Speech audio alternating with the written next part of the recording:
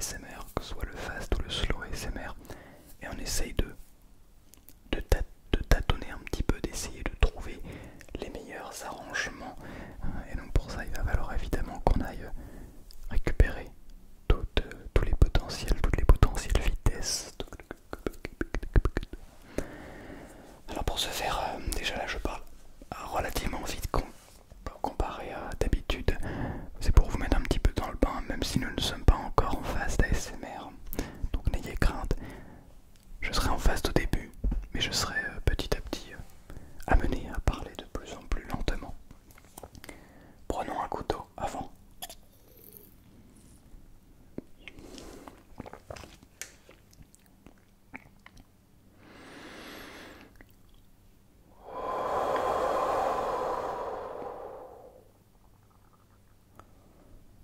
Alors, j'espère que vous êtes confortablement installés parce que c'est parti. Avant que, évidemment, qu'on commence à rentrer dans le vif du sujet, que je commence à faire différents triggers, parce que je crois que j'ai trouvé un trigger incroyable avec cette éponge, ces éponges. Je ne sais pas si c'est exactement des éponges, mais bref, peu importe. J'aimerais vous dire que si jamais vous entendez des bruits à l'extérieur, je vais essayer de faire en sorte évidemment qu'il n'y en ait pas, ou qu'il y en ait le moins possible. Mais c'est tout à fait normal, c'est parce que nous sommes en plein après-midi, un samedi, et donc il y a potentiellement des gens qui tournent leur pelouse, même si généralement les gens qui tournent leur pelouse, leur pelouse, leur pelouse, leur pelouse, leur pelouse, leur pelouse, leur pelouse, ils préfèrent le faire le lundi quand je suis en train de tourner mes vidéos. Mais comme je suis en train de tourner une vidéo, peut-être qu'ils se sont dit allez, on va se mettre à tondre. Comme ça, on va juste l'embêter. Parce que c'est évidemment l'objectif de base, premier, c'est d'embêter les gens qui font des vidéos ASMR. Je suis désolé. C'est faux évidemment. Tondez votre pelouse. Et c'est tout à fait normal d'ailleurs de le faire en journée quand il n'y a personne. C'est juste que ils ne peuvent pas savoir qu'il y a quelqu'un qui crée du contenu ASMR pour relaxer les gens, qui crée du contenu pour justement détendre les gens. Non, au contraire, ils pensent que tout le monde est à l'école ou en train de travailler, donc personne ne sera là pour être dérangé par le bruit qu'ils sont en train de créer avec leur petite tondeuse. Entendre la blouse. Mais qu'est-ce qui se passe là? On dirait que le son de l'éponge est en train de complètement absorber le son de ma voix. Qu'est-ce que c'est en fait? Ah, j'essaie de parler un petit peu de la son. Ah non, non, oh, ça suffit. On dirait presque qu'on est en train de basculer dans le monde des frissons. C'est étrange. Comme si quelque chose nous aspirait, vous comprenez? Celles et ceux qui aiment la modulation de voix et qui en écoutent régulièrement, eh bien, vous comprenez absolument ce que je dis. Pour les autres, eh bien, si vous êtes perdu, n'hésitez pas à aller voir la vidéo compression.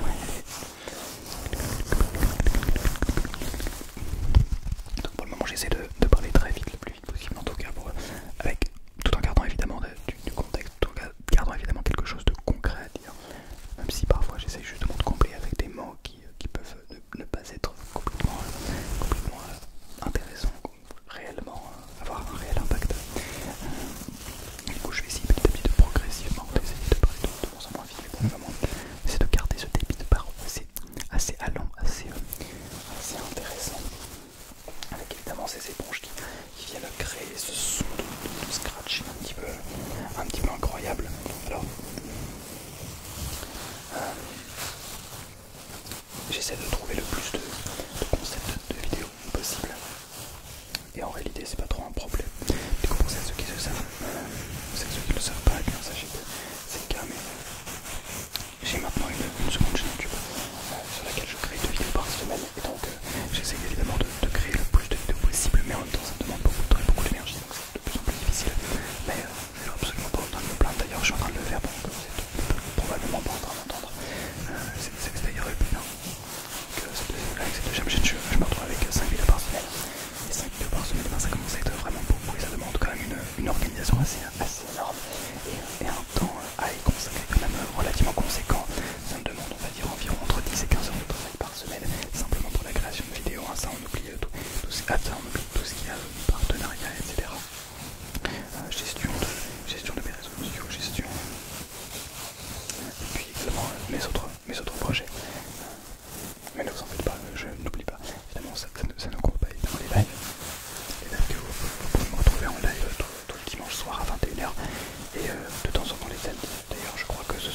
en live et nous sommes samedi. Donc voilà, n'hésitez pas à passer sur Twitch. Mais YouTube restera ma priorité. Et ça ne me fait aucun doute là-dessus puisque j'adore YouTube.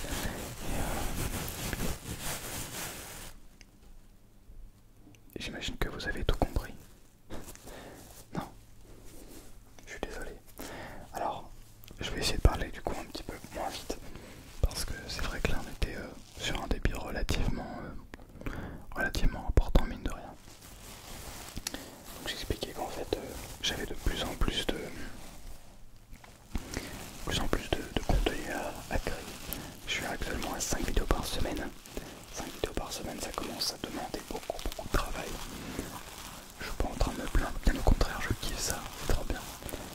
Du coup, j'espère pouvoir tenir ce rythme le plus longtemps possible. Mais peut-être que je passerai un... Je sais pas encore exactement, parce que j'ai envie de garder ce rythme en fait. Je pense que je le garderai. Arrivé à un certain moment où je vais peut-être ouvrir une troisième chaîne YouTube, eh bien ça va commencer à demander beaucoup de temps, beaucoup de travail. Mais je ne doute pas du fait que ça puisse rester vraiment très intéressant, très incroyable.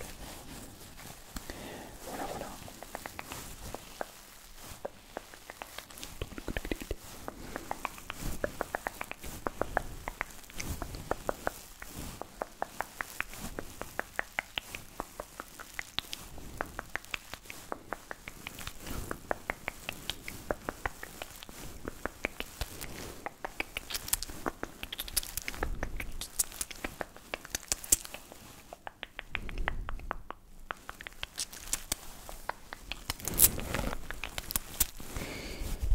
Alors pour le moment, est-ce que vous êtes plutôt convaincu? Est-ce que vous aimez le très fast ASMR ou pas? Peut-être que vous aimez le chuchotement relativement basique, genre celui-là, celui où j'essaie de parler plutôt normalement. Peut-être aussi que vous aimez le très lent ASMR. Quel cas ça viendra un petit peu plus tard dans la vidéo parce que le but peut-être de vous aider à vous endormir. Et ça, on ne le dit pas assez. Mais vous allez voir que j'espère y arriver. Alors, je pourrais chercher d'autres sujets de vidéos. Je pourrais techniquement faire de tout, quasiment de tout. Mais quand je cherche un concept de vidéo, je fais en sorte que ce soit dégressif. C'est-à-dire, quand je dis dégressif, c'est pas dans le sens péjoratif du terme. C'est réellement d'y aller de plus en plus lent, de plus en plus petit, de réduire le plus possible. Qu'au début ça prenne beaucoup de place, très vite, que ce soit très rapide, que ce soit parler beaucoup, que ce soit parler plus fort, etc. Et j'essaye petit à petit de réduire ce rythme, cette intensité pour me retrouver justement avec un débit, une maîtrise de la voix et également, et surtout d'ailleurs, pour essayer de vous endormir et de vous relaxer. Parce que je crois que le fast c'est très bien, ça peut déclencher la l'ASMR. Tout le monde n'aime pas ça, mais je sais que globalement beaucoup de personnes adorent ça. Mais le fast ça permet seulement de déclencher des frissons. Alors ça peut permettre également de s'endormir bien sûr, tout type d'ASMR permet tout. Mais je trouve que plus on va se diriger tranquillement vers l'arrêt complet du chuchotement, et bien plus on va ressentir cette lourde et pesante fatigue, plus nos yeux vont commencer à devenir lourds, de plus en plus pesants. Et je trouve que c'est aussi cette lenteur qui rajoute comment vous expliquer, une relaxation, une détente. Plus on est lent, plus on a l'impression de prendre le temps et de bien savourer, de bien apprécier cette qualité de l'instant présent. Je ne sais pas comment plus vous décrire cela, mais je trouve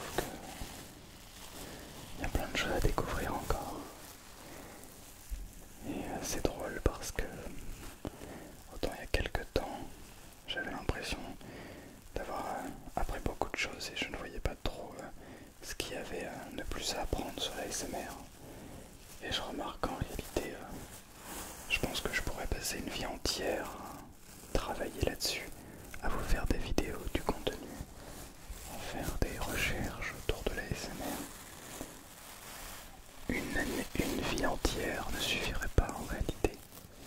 J'aurais beau passer des heures et des heures à apprendre, réfléchir,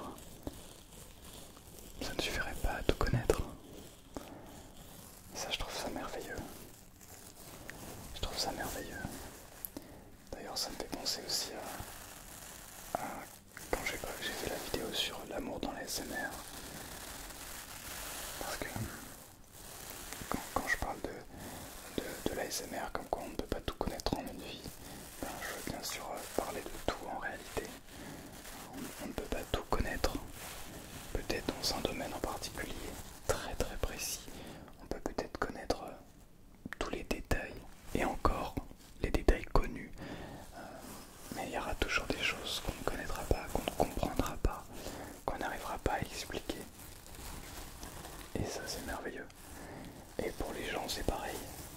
Vous pouvez être avec quelqu'un, avec une personne pendant,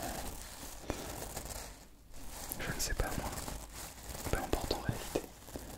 Vous pouvez avoir l'impression de connaître quelqu'un au bout de 1 an et vous arrivez, vous remarquez que 50 ans plus tard, en fait, vous ne connaissez pas complètement cette personne. D'ailleurs, vous remarquez que vous ne vous connaissez pas vous-même complètement. Et c'est ça que je trouve magnifique parce que en fait, on n'a pas assez d'une vie pour connaître une seule personne. Alors, je vois pas pourquoi on essaiera d'apprendre à connaître d'autres personnes. Si déjà on essaie de connaître très bien une ou deux personnes, un ami, une amie, et ou un ou une partenaire, c'est incroyable déjà. Oh.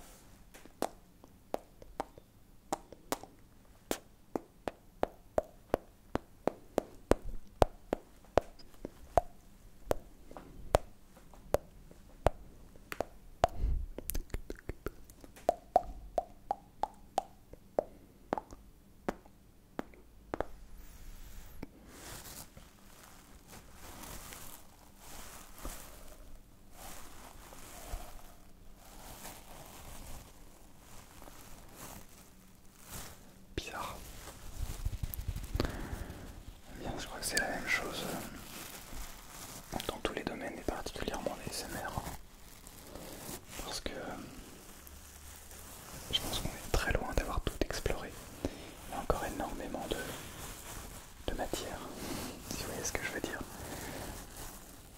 Vous voyez, on arrive encore à trouver des vidéos, des sujets de vidéos, des manières de réaliser des vidéos qui n'ont jamais été réalisées. Parce que c'est tout nouveau. Et parce qu'il y a plein de choses à découvrir. Qu'on peut aller plus loin. On a la chance d'avoir du côté francophone, qui d'ailleurs ne fait pas que du contenu francophone, mais je pense à vraiment plein d'artistes ASMR. Par exemple, Made in France, Maxence Rodier qui lui cherche justement à démocratiser le cinéma dans les ASMR. Et c'est super intéressant. On arrive à vraiment des productions très intéressantes et qu'on ne voit pas au cinéma en fait. Pourquoi? Parce que il va pas simplement chercher à créer un film, il va chercher à créer un film ASMR qui a pour but de déclencher l'ASMR et ou de relaxer, peut-être moins d'endormir. Quoique, encore que, mais en fait son but c'est dans le cinéma et d'en faire du contenu cinématographique qui a pour but de déclencher l'ASMR. Et ça c'est fort, c'est très très fort. C'est du tout nouveau, du jamais vu. Certains, moi j'essaie de parler de sujets, de développer un petit peu des sujets, plutôt d'un côté philosophique. philosophie psychologique, spirituelle. Mais je me prétends absolument pas philosophe, psychologue ou chercheur en sens de la vie. Je fais simplement de mon mieux pour essayer de comprendre les sujets qui sont parfois trop, d'après moi, mis de côté.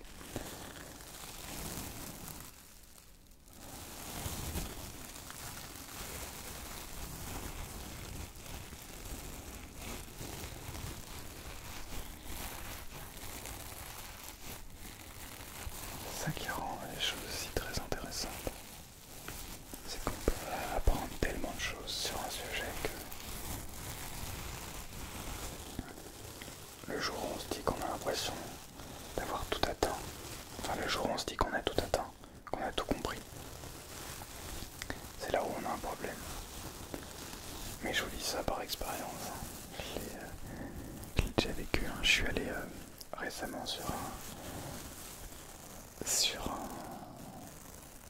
C'est marrant, cette vidéo a changé un peu de sujet.